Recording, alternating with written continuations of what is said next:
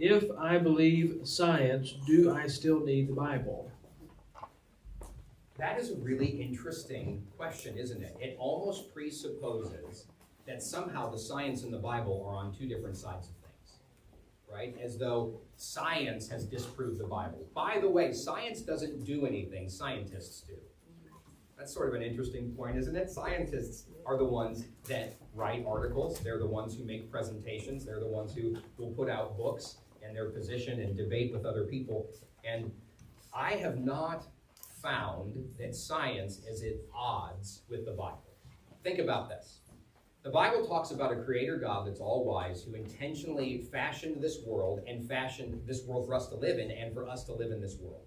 If we didn't have the framework of a God who created this world and created our minds, how could we do science? Right?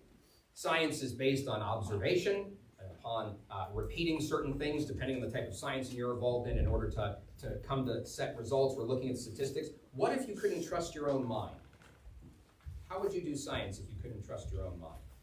Well, if a God created your mind, and he was an all-wise God who makes no mistakes, and if he created you to have a mind that could function rationally, then you can perform scientific investigation all day long. But if you are the result of unguided natural process, if you are nothing more than meat and electricity that has somehow found its way into existence here, how do you know that your mind is reliable?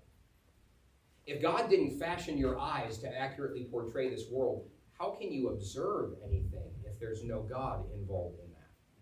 If the laws of this world were not consistent, how would you be able to observe them often enough and then have confidence that, yes, 99 times this is how gravity functions, but what if the 100th time it doesn't? How could we know or do anything?